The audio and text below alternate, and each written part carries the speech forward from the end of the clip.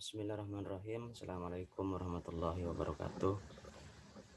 Alhamdulillahirrahmanirrahim. Wassalatu wassalamu ala asrafil anbiya wal mursalin Sayyidina Muhammadin wa ala alihi wa sahbihi ajma'in, amma ba'du.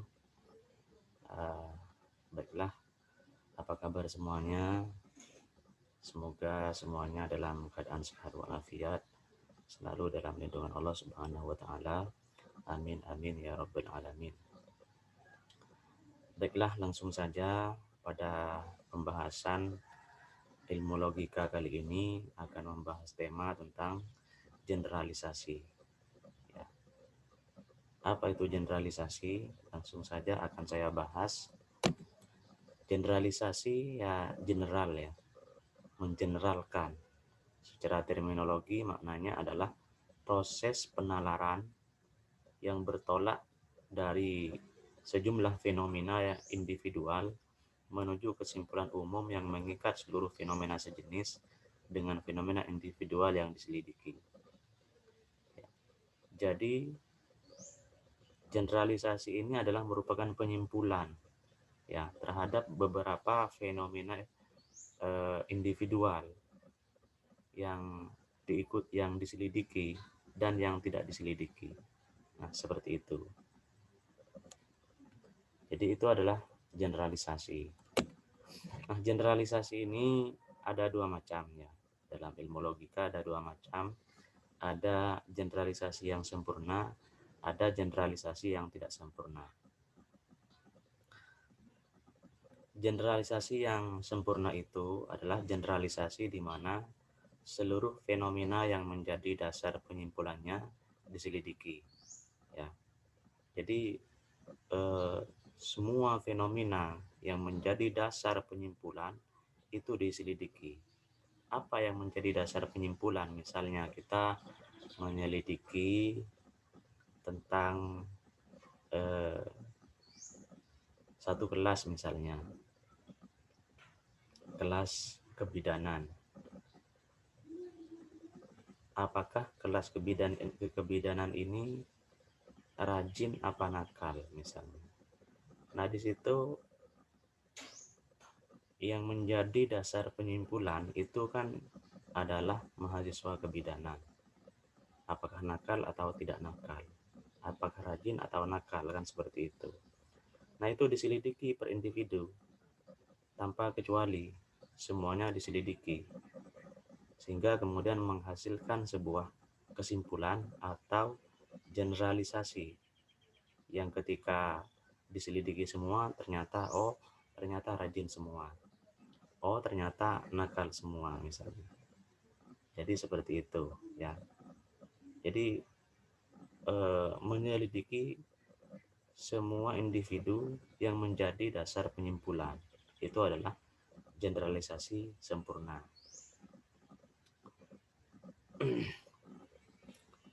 Contohnya apalagi, misalnya semua kalender Masehi, semua bulan dalam kalender Masehi jumlah harinya tidak lebih dari 31 hari misalnya. Nah, itu penyimpulan seperti itu berdasarkan penyelidikan dari setiap bulan di kalender Masehi. Bahwasanya setiap bulan di kalender Masehi itu ternyata setelah diselidiki semuanya tidak lebih dari 31 hari. Nah, ini adalah merupakan penyimpulan sempurna yang disebut dengan generalisasi sempurna. Nah, generalisasi yang sempurna ini tidak bisa diserang karena mempunyai kebenaran yang kuat. Karena yang diselidiki adalah semuanya. Nah, seperti itu. Nah, tetapi kemudian generalisasi sempurna ini tidak praktis dan tidak ekonomis. Tidak praktisnya, ya kalau tadi contohnya hanya sekelas atau hanya bulan-bulan di kalender Masehi. Tetapi kalau individu yang mau diselidiki cakupannya luas, tentu ini tidak praktis dan tidak ekonomis juga. Jadi karena membutuhkan biaya, ya, karena membutuhkan biaya yang besar, membutuhkan tenaga, membutuhkan waktu yang banyak juga. Jadi tidak praktis dan tidak ekonomis. Nah, kemudian yang kedua, ada generalisasi yang tak sempurna. Generalisasi yang tak sempurna itu namanya saja tak sempurna, ya. Artinya tidak menyelidiki semua fenomena individu yang menjadi dasar penyimpulan. Tapi yang diselidiki adalah sebagian. Jadi generalisasi yang tak sempurna ini adalah generalisasi yang disusun berdasarkan sebagian fenomena, ya. Generalisasi yang disusun berdasarkan sebagian fenomena untuk mendapatkan kesimpulan yang berlaku bagi fenomena sejenis yang belum diselidiki. Jadi generalisasi yang tak sempurna ini hanya menyelidiki sebagian, ya, untuk mendapatkan kesimpulan terhadap fenomena individu yang masih belum diselidiki. Jadi fenomena individu yang belum diselidiki itu disusun pengetahuan kita berdasarkan beberapa fenomena yang diselidiki. Jadi kita dalam menyelidiki sesuatu tidak mengambil semuanya, tetapi hanya mengambil sebagian. Nah, seperti itu. Ya. Jadi ini adalah generalisasi yang tak sempurna. Nah, generalisasi yang tidak sempurna ini lebih praktis dan lebih ekonomis. Ya, lebih praktis dan lebih ekonomis karena tentu tidak usah menyelidiki semuanya, tetapi hanya menyelidiki sebagian saja. Nah, seperti itu. Jadi kalau misalnya fenomena individu yang mau diselidiki itu banyak, yang cakupannya luas, ingin mengetahui tentang eh, ekspresi keagamaan orang Pamekasan misalnya, ini kan harus mencakup semua rakyat Pamekasan. Nah, bagaimana cara mengetahui ekspresi keagamaan mereka? Nah, tentu tidak harus menyelidiki per individu, tapi hanya mengambil beberapa saja. Ini lebih praktis dan lebih ekonomis. Jadi ini adalah generalisasi yang tidak sempurna. Nah, jadi ilmu itu ternyata disusun berdasarkan generalisasi yang tidak sempurna ini. Jadi ilmu pengetahuan itu disusun berdasarkan generalisasi yang tidak sempurna, bukan berdasarkan generalisasi yang sempurna. Artinya orang dalam menyusun ilmu pengetahuan itu bukan menyelidiki semuanya, tetapi hanya menyelidiki beberapa saja. Ya. Kenapa kok demikian? Karena tugas ilmu itu yang disusun berdasarkan observasi itu tidak untuk menyajikan kebenaran mutlak, tetapi kebenaran probabilitas. Kebenaran yang mendekati kebenaran. Ya. Bukan kebenaran mutlak, tetapi yang mendekati kebenaran itu sendiri. Yang kemungkinan besar itu benar, seperti itu. Jadi teknik ini yang banyak digunakan dalam menyusun ilmu pengetahuan. Ya. Apa saja?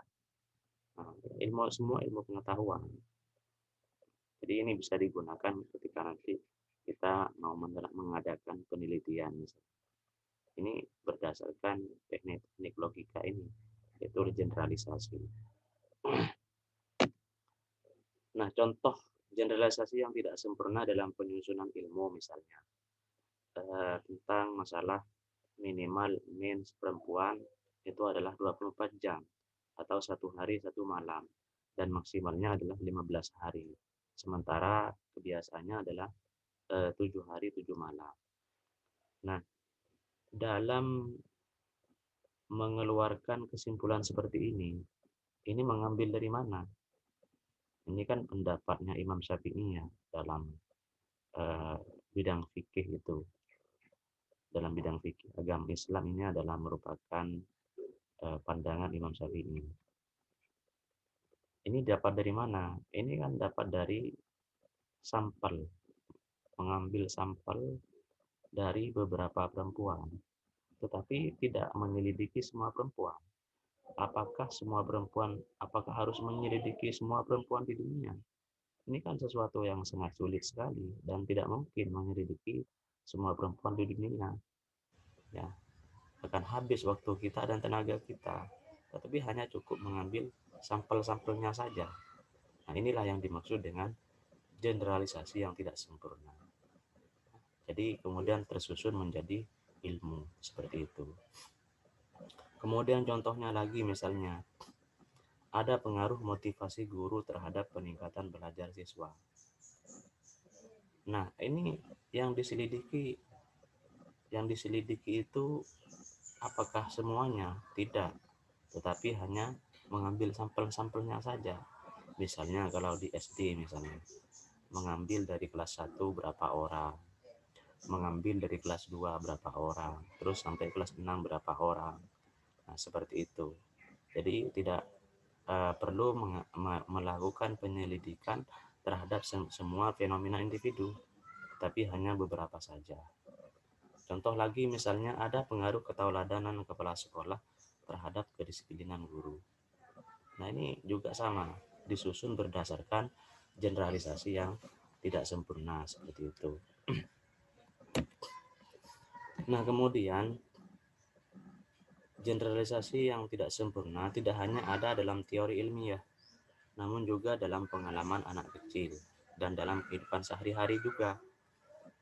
Anak kecil yang pernah terluka dengan pisau akan berhati-hati jika saat yang lain yang menggunakannya atau menggunakan pisau yang berbeda. Jadi anak kecil sudah mengeneralisasi bahwa yang namanya pisau itu bisa melukai kalau tidak hati-hati. Nah, seperti itu. Nah, perempuan misalnya yang pernah terluka oleh laki-laki, ini juga bisa saja mengeneralisasi, ya. Tetapi dalam konteks ini apakah ini laki-laki bisa digeneralisasi? Ya tentu saja tidak bisa disamakan konteksnya, karena konteks itu berbeda-beda, ya. Nah, kemudian pengujian generalisasi. Apakah generalisasi itu bisa diterima atau tidak? Ini pengujiannya tergantung dari 4 hal ini. Yang pertama, apakah sampel yang digunakan secara kuantitatif cukup mewakili? Jadi, apakah sampel yang diambil itu cukup mewakili? Kalau tidak cukup mewakili, maka generalisasi yang dilakukan tidak bisa diterima. Contohnya misalnya seperti yang tadi itu, artinya tidak bisa mengeneralisasi semua laki-laki bahwa laki-laki itu bejat. Tidak bisa seperti itu, karena perlu melakukan penyelidikan terhadap sifatnya dan faktor-faktornya dan macam-macamnya. Nah, kalau misalnya air, ya, kalau kita ingin menyelidiki air sungai, kadar air sungai, ya hanya tinggal mengambil segelas saja, tidak perlu mengambil semuanya, tidak perlu menyelidiki semua air sungai itu. Nah, jadi itu sudah cukup mewakili, ya. Nah, kalau kita ingin menyelidiki pandangan mahasiswa UIM misalnya, maka pandangan mahasiswa UIM terhadap persoalan kebangsaan misalnya, ya ini harus mengambil sampel yang bisa mewakili, ya. Yang bisa mewakili seperti apa? Ya, diambil semua dari semua jurusan, dari semua semester.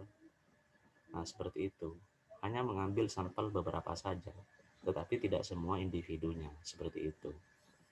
Jadi yang kedua adalah apakah sampel yang digunakan cukup bervariasi, ya. Cukup bervariasi maksudnya dari sisi jenisnya, laki-laki, perempuan, kemudian dari misalnya latar belakangnya, Ya, kalau kita mau menyelidiki mahasiswa UI misalnya ada yang berlatar belakang dari pondok pesantren, ada yang berlatar belakang dari sekolah umum.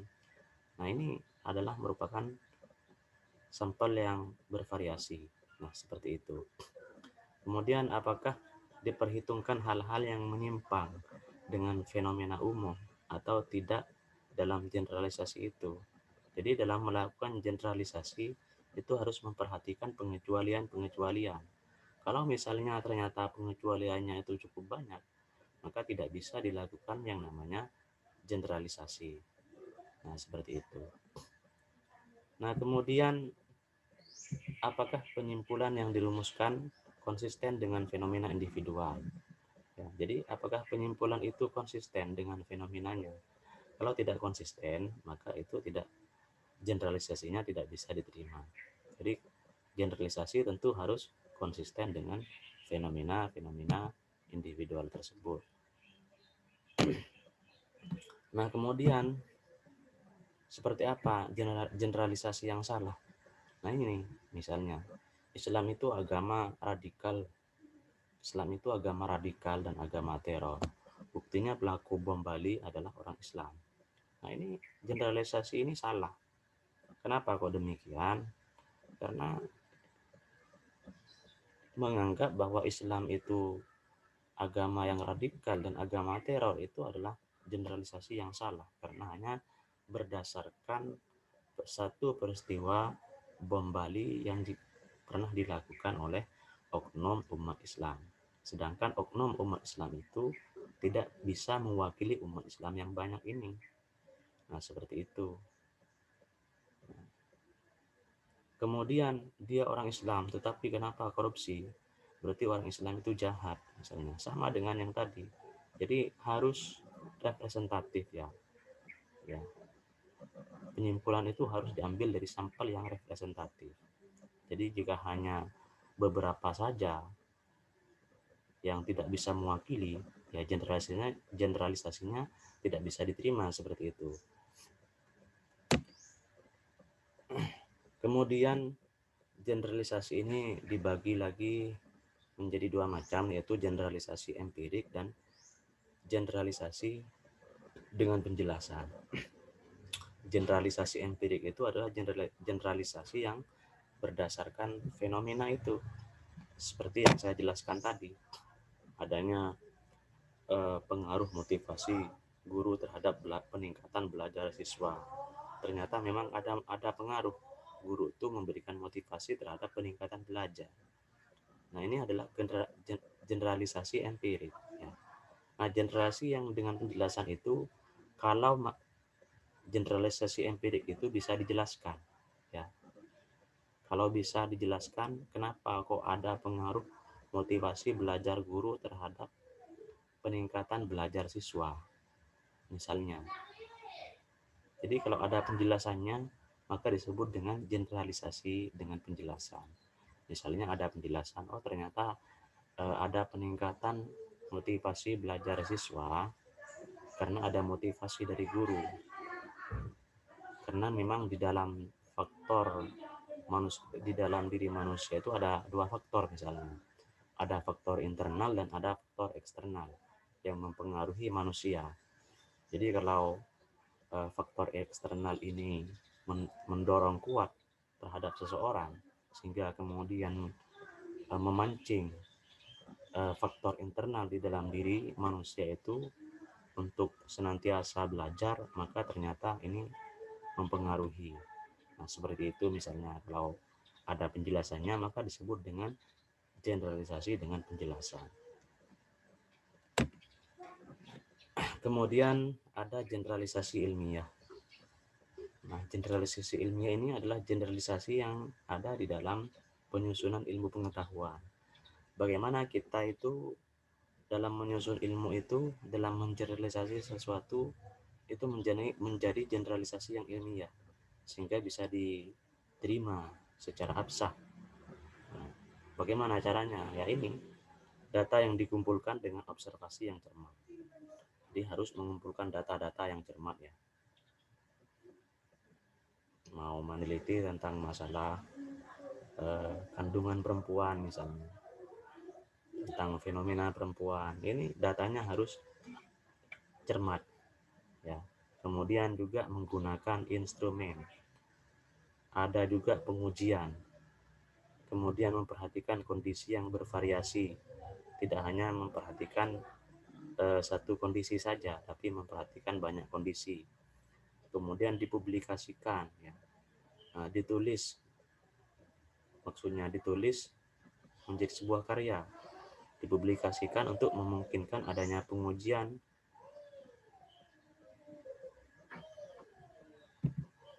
kembali, kritik dan pengetesan. Nah, jadi untuk tahan uji atau tidaknya ini harus dipublikasikan menjadi sebuah karya, sehingga generalisasi yang digunakan itu menjadi generalisasi yang ilmiah seperti itu. Jadi ini yang bisa saya sampaikan, mudah-mudahan bisa dipahami. Kurang lebihnya mohon maaf. Ihdinas siratal mustaqim. Assalamualaikum warahmatullahi wabarakatuh.